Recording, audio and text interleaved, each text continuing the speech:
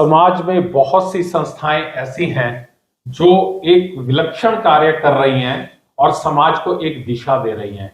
इंसानियत को जो है ऐसी संस्थाओं की जरूरत है और उन्हीं सभाएं जो है वो ऐसी सभाएं हैं जो विभिन्न प्रकल्पों को आगे बढ़ा रही हैं। ऐसे प्रकल्प हैं जिससे कि ना केवल समाज को फायदा होता है बल्कि पूरी प्रकृति को उसका फायदा मिलता है।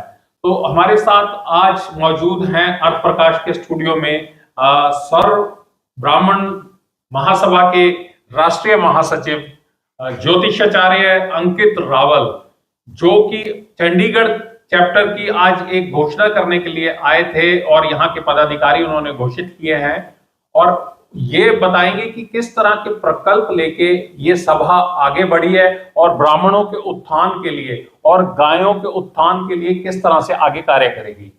अंकित जी।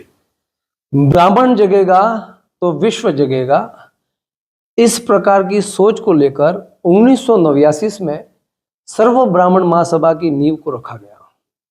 वर्तमान में सर्व ब्राह्मण महासभा के राष्ट्रीय अध्यक्ष पंडित सुरेश मिश्रा जी के माध्यम से आज 40 देशों में सर्व ब्राह्मण महासभा की नींव रखी गई है। इसी बीच में हरियाणा और पंजाब क्षेत्र के विस्तार के लिए मेरा आज चंडीगढ़ आना हुआ।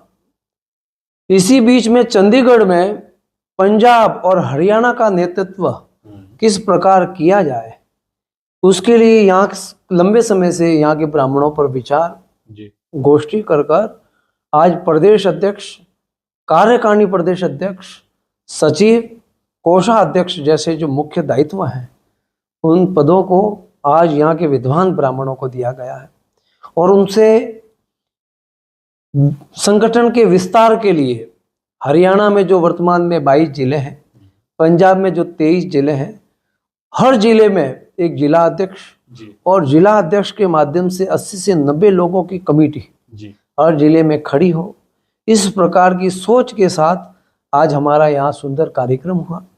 भगवान वैद्यनाथ के सम्मुख बैठकर सैकड़ों की तादाद में जो ब्राह्मण आए थे उन्होंने बहुत उत्साह के साथ इस प्रस्ताव को पारित किया है।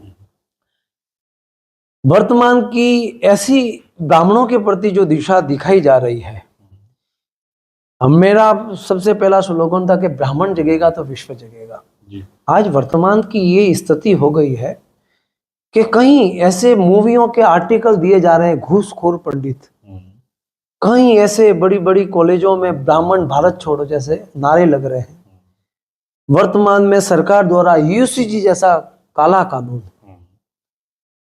धर्म सम्राट जगत गुरु शंकराचार्य जी का प्रयाग में उनके बटुक ब्राह्मणों की शिका खींचना ये दर्शा रहा है कि वर्तमान में ब्राह्मणों के प्रति इस देश में क्या हो रहा है।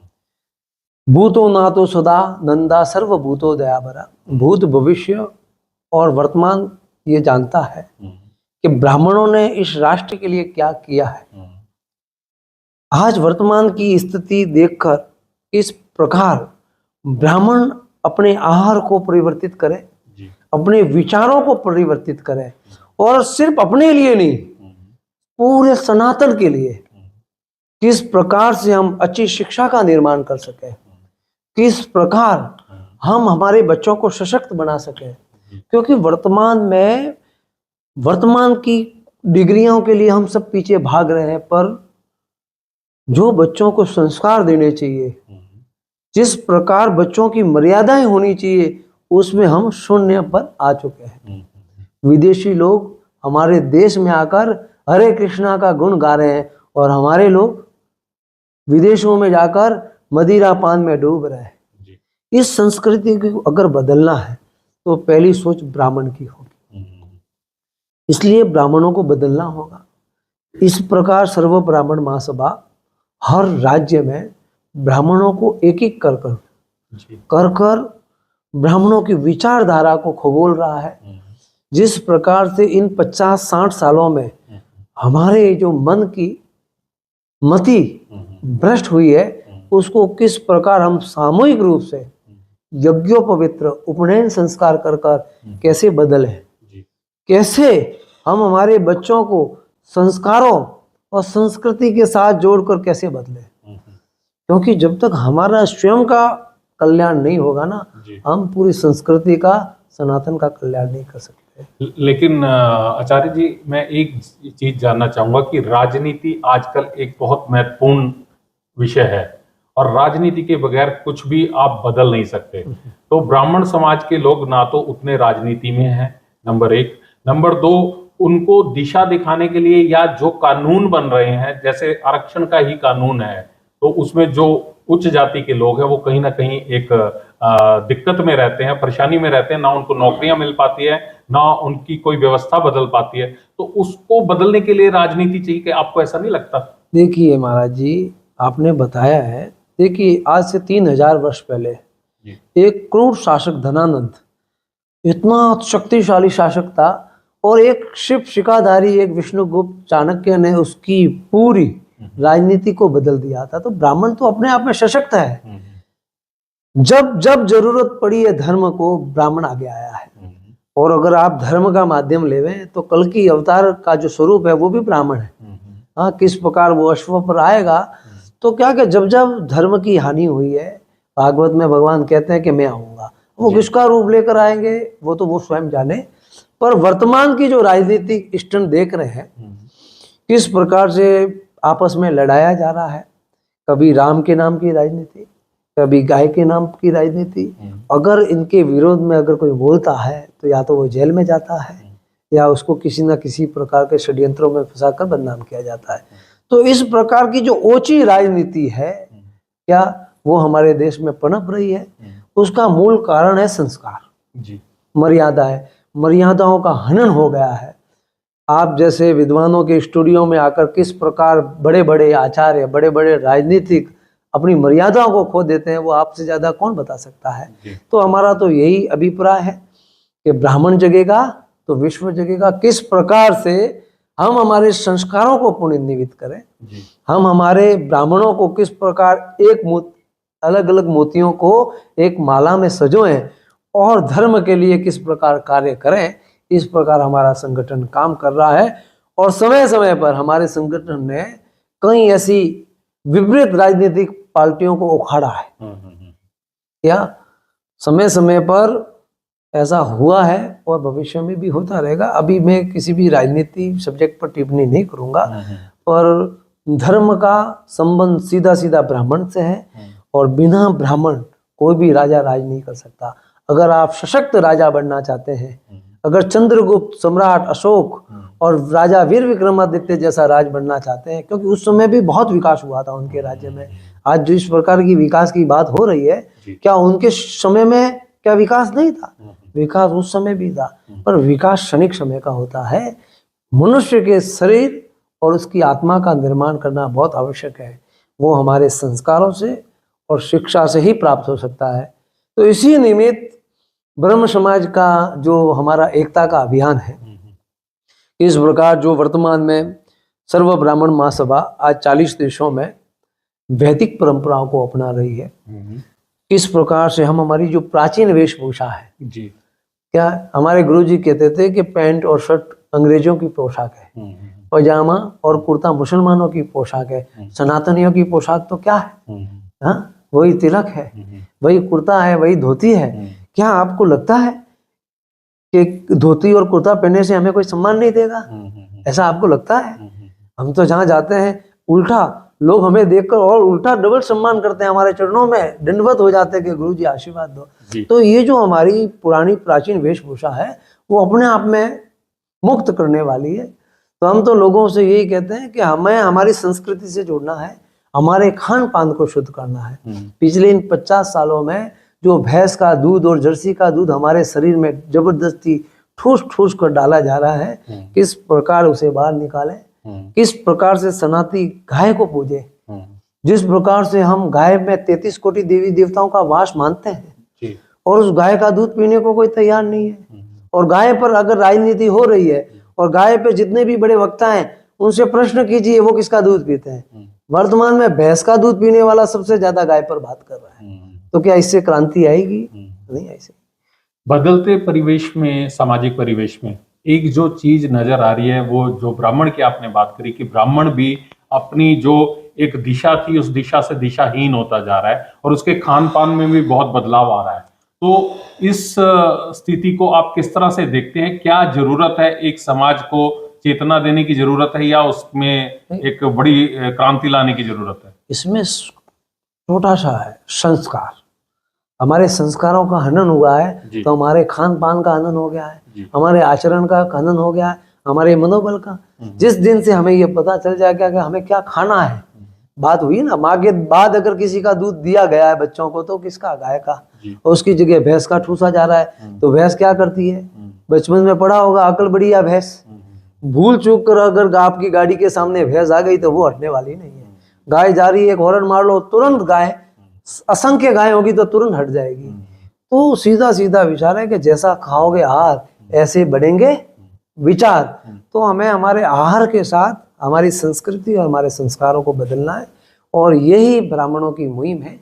और वर्तमान में जो राजनीतिक षड्यंत्र ब्राह्मणों के साथ किए जा रहे हैं उसका जब तक ब्राह्मण संगठित नहीं होंगे और ब्राह्मण और स्वर्ण का देख रहे हैं अब यूसीजी कानून के बाद तो अब एक ऐसी क्रांति आई है जो देश की 78 वर्ष जो देश के 78 वर्ष के कानून बनने के बाद हाँ अब ऐसा ये काला कानून, एक तरफ तो आप बात कर रहे हो कि कटोगे तो बटोगे, दूसरी तरफ आप बांटने का ये विचार रख रहे हैं। तो आपको क्या लगता है, आपको क्या महसूस होता है कि इस समय ऐसे कानून की क्या जरूरत है? हम सब पढ़े लिखे, उस समय जब हिंसा होती थी तो लोग कहते हैं कि भाई हम दूसरी जाति को अपमानित करते हैं, वो समय चला गया। अब तो एक फोन पर तुरंत केस होता है और ये आज से नहीं पिछले 77 सालों से हो रहा है। अब कुछ परिवर्तन संविधान में भी परिवर्तन करनी। आर्टिकल 47 ये स्पष्ट शब्दों में कह रहा है, मैंने आर्टिकल 47 की प्रतिज्ञा नहीं ली है, नहीं आपने ली है, ये प्रतिज्ञा लेने वाले हमारे कौन? वो नेता, वो शपथ ग्रहण संविधान की शपथ लेते हैं। आर्टिकल 47 स्पष्ट शब्दों में कह रहा है कि इस देश में हर राज्य में नशा बंद करवाएंगे। क्या नशा बंद हो रहा है? आर्टिकल 48 क्या कह रहा है कि इस देश में जितने भी दुधारू गोवंश है या दुधारू जीव है उनकी हत्या हम बंद करेंगे। उसकी उन्होंने शपथ ली है, क्या बंद हो रहा है? आर्टिकल 49 क्या कह रहा है कि इस देश में जितने भी प्राचीन मठ और मंदिर है उनका जीर्णोद्धार हुआ, क्या आज तक हुआ है? नालंदा को देख लीजिए, तक्षशिला को देख, कई ऐसे धरोहर है जो शून्य है। तो ये जो है इन सारे सब्जेक्ट को ब्राह्मण समाज उठाएगा। दुधारू गाय की आपने बात करी और उसमें अगर आप देखें सहकारी समितियां जो सरकार की ओर से भी संचालित हैं या अपने आप में संचालित हैं कई सारी पूरे देश के अंदर, और दुग्ध उत्पादन में एक विशिष्ट स्थान जो है प्राप्त किया है देश ने उनकी रहनुमाई में कह लीजिए। तो मैं जानना चाहता हूं कि उसमें तो हर तरह का दूध इस्तेमाल करते हैं, ऊंट का भी दूध इस्तेमाल कर रहे हैं, भेड़ का भी दूध इस्तेमाल कर रहे हैं, गाय का भी दूध इस्तेमाल कर रहे हैं, भैंस का भी दूध इस्तेमाल कर रहे हैं। आपको लगता है कि क्या इतनी गाय हैं जो कि पर्याप्त मात्रा में 140 करोड़ लोगों को और उसके साथ साथ उस दूध को हम एक्सपोर्ट भी कर सके, इस तरह की व्यवस्था बन सकती है? देखिए ऐसा है, महाभारत काल के समय में जी 16 करोड़ की आबादी में 96 करोड़ गोवंश था इस देश में। कितना? 96। और आज Indian council of agriculture research का कहना है कि भारत को 20 करोड़ नंदियों की आवश्यकता है। नरेंद्र भाई मोदी ने ईद के दिन 2014 में अहमदाबाद में नंदीशाला, नंदीग्राम और नंदी पार्क पर यह घोषणा की थी कि जो लोग नंदियों के संवर्धन पर काम करेंगे हम उन्हें 5 करोड़ रुपया देंगे। आप ये देखिए ना, कितने लोगों ने नंदी संवर्धन पर काम किया है। नंदियों को इकट्ठा कर लेना अलग सब्जेक्ट है, पर नंदी संवर्धन पर काम करना, आप समझने वाली बात है। हमारा 20 करोड़ बोलो तो नंदी तो हमारे पास असंख्य है, पर ऐसे नंदी नहीं है। देखो, बाप मजबूत होगा तो औलादें ऑटोमेटिक मजबूत होगी। हमारे देश में दूध धीरे धीरे इसलिए घटा है क्योंकि अच्छे बुल नहीं है, और जहां जहां बुल है, आज भुवनेश्वरी पीठ में आचार्य घनश्याम व्यास, उन्होंने बुल पर बहुत अच्छा काम किया है, तो वहां 45 लीटर दूध देने वाली गाय वर्तमान। और जब तक आपने अन्य देखो बात की तो धरती पर 55,000 जीव ऐसे हैं जिनको भगवान ने स्तन दिया है। क्या दिया है? स्तन। स्तन से क्या निकलता है? दूध का रंग कौन सा होता है? इसका मतलब ये थोड़ी है कि आपके घर में सुअर और जर्सी खड़ा कर कर कोई कह देगा कि ये गाय है। दूध पीने योग्य अगर कोई है मानव के लिए तो वो सिर्फ गाय का है। और गाय भी कौन सी? रामा गाय, देसी गाय, भारतीय देसी गाय, वही गाय मनुष्य के लिए दूध के लिए सुचारू। अगर वैज्ञानिक दृष्टिकोण से मैं बात करूं तो गाय के दूध में MDGI प्रोटीन है। आप दिया लेकर घूमोगे ना, वो प्रोटीन नहीं मिलेगा। एक आम आदमी की तो ताकत ही नहीं है, क्योंकि वो बाजार में 70,000 रुपए किलो MDGI प्रोटीन मिल रहा है। क्या एक छोटा आदमी पिएगा बताओ? पर दूध पीने से वो पूर्ति MDGI की हो जाएगी। विटामिन 12, विटामिन B, हाँ, आपको कोलेस्ट्रॉल, जो दूध पीते ही विटामिन A में बदल जाता है। और विटामिन A क्या कर रहा है? आंखों की रोशनी बढ़ा रहा है ना, दिमाग को तेज कर रहा है ना, चमड़ी के रोगों से हमें मुक्त कर रहा है। 25 प्रकार के खनिज तत्व है गाय के दूध में। हर प्रकार का खनिज आपको, सोना चाहिए, चांदी चाहिए, तांबा चाहिए, गाय के दूध में विद्यमान है।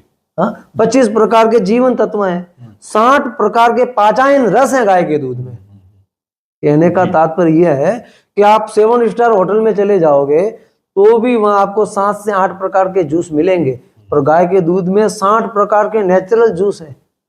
एक दूध पीने से आपको 60 प्रकार के जूसों का लाभ प्राप्त हो रहा है। गाय के दूध में 2 प्रकार की शक्कर है, 17 प्रकार की गैसें हैं, उसमें से मूल ऑक्सीजन है, नाइट्रोजन है, कार्बन है। तो जो मनुष्य को चाहिए वो संपूर्ण गाय का दूध है, संपूर्ण आहार। इसलिए हमारे ऋषियों ने उसको सुपाच्य कहा है। बिना, अभी बीच में आप देखिए एक लड़का है भारत में जिसने 13 वर्ल्ड रिकॉर्ड बनाए हैं, जिसे लोग देसी टार्जन संजय सिंह पहलवान के नाम से जानते हैं। वो बालक सिर्फ गाय का दूध पीता है और रोज के 10,000 दंड लगाता है। कितने? 10,000। क्या एक आम आदमी लगा सकता है? जी। कोई खाता नहीं है, कोई पीता नहीं, सिर्फ गाय का दूध।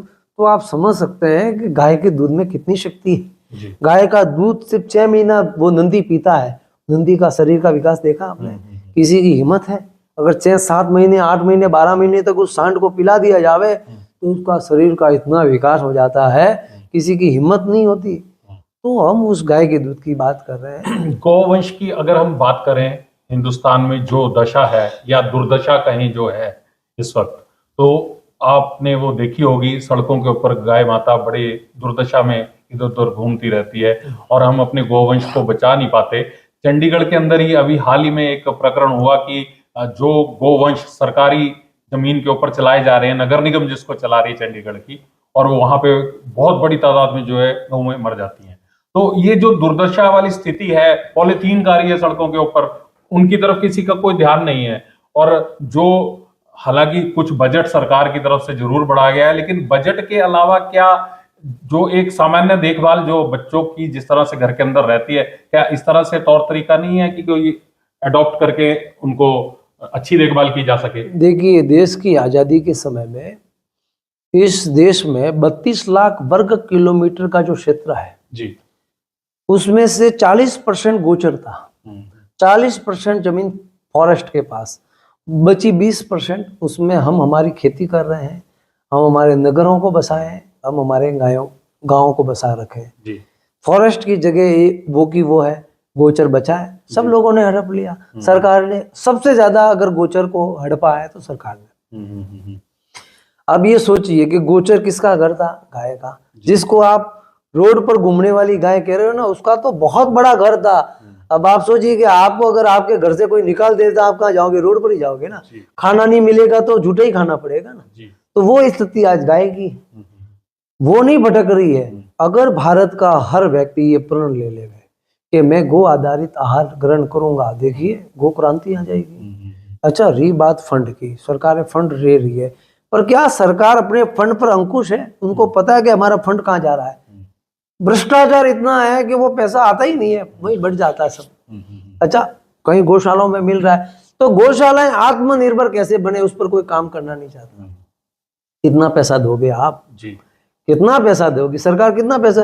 पर हमें उसके लिए एक बहुत अच्छा कंट्रोल बनाना पड़ेगा। हमें बहुत अच्छे वेल ट्रेन गोपालक खड़े करने पड़ेंगे। फॉरेस्ट की जितनी भी जगह है, हमें वन अभ्यारण्य, गो अभ्यारण्य बनाने पड़ेंगे।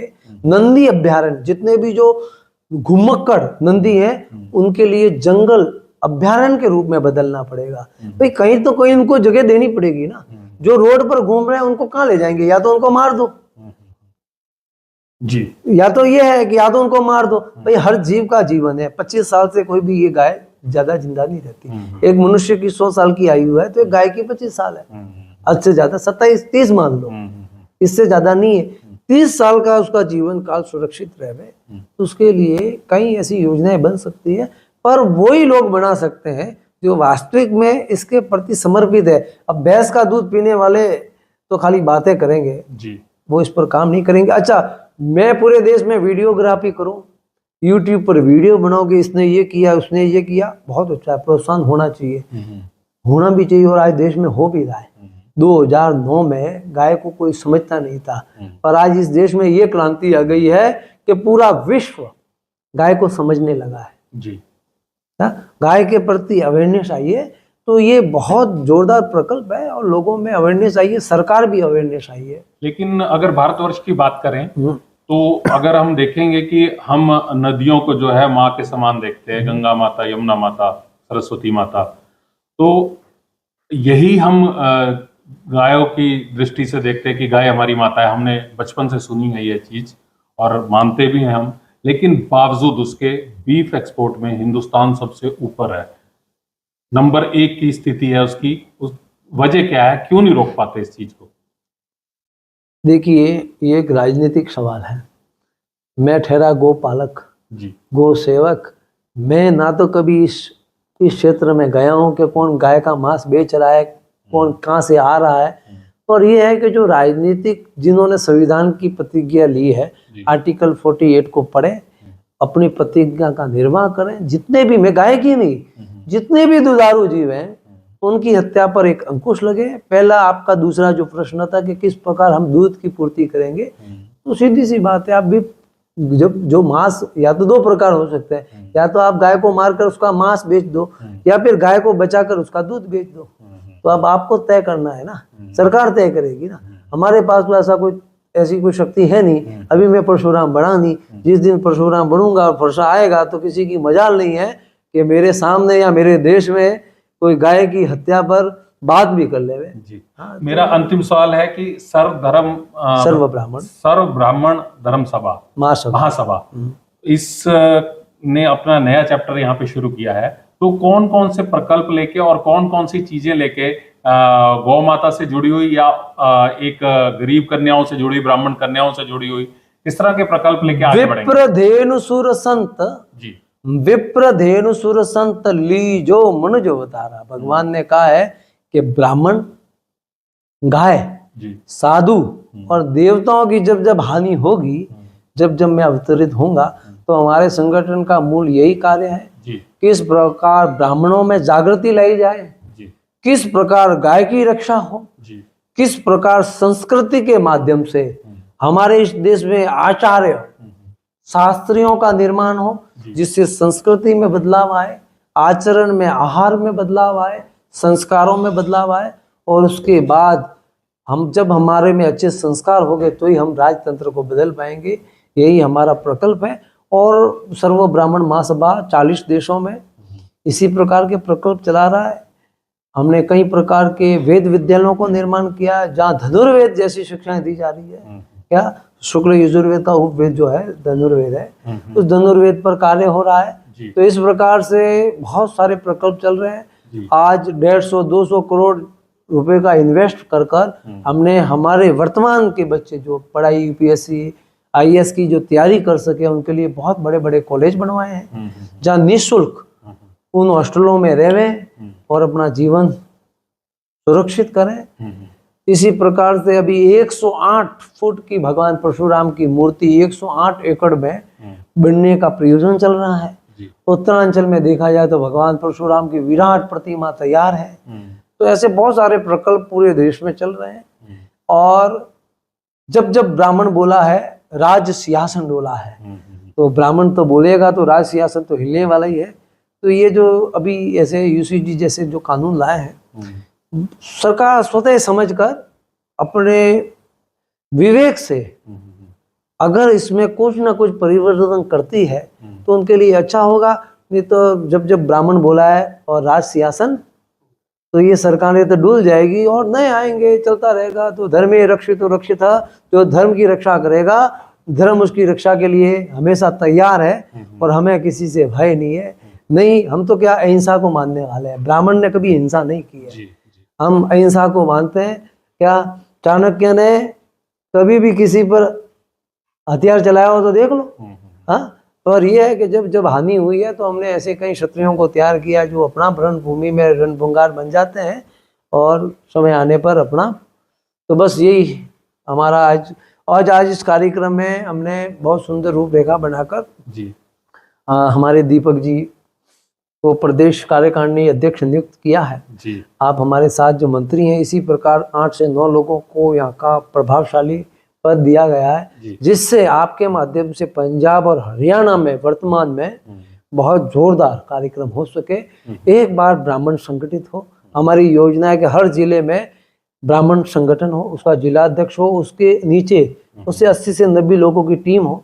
अगर एक जिले में 100 लोगों की टीम बनती है तो 45 जिलों में 4500 लोग हो जाएंगे। तो ये कार्यकारिणी ब्राह्मण समाज की होगी 4500 लोगों की, तो अपने आप में सशक्त होगी, मजबूत होगी और इससे फिर धीरे धीरे समय आने पर कहीं और प्रकल्प चलते रहेंगे। तो ये थे हमारे साथ सर्व ब्राह्मण महासभा के राष्ट्रीय महासचिव ज्योतिषाचार्य अंकित रावल जी, जिन्होंने कहा है कि ब्राह्मण समाज को दिशा देने का काम कर सकता है, बशर्ते ब्राह्मण का खुद का जो व्यवहार हो वो बहुत जिसे कहें कि सही रास्ते पर हो। और गायों की सेवा को लेकर उन्होंने कहा है कि गाय के दूध को अगर हम प्रमोट करें तो बहुत सुपाच्य और पौष्टिक एक हमें जो है पदार्थ मिल सकता है। लेकिन हम फिलहाल जिस तरह से गायों की दुर्दशा देख रहे हैं उस पर राजनीतिक लोगों को सोचने की जरूरत है। साजन शर्मा, कैमरामैन अजीत कौशल के साथ अर्थ प्रकाश के लिए धन्यवाद।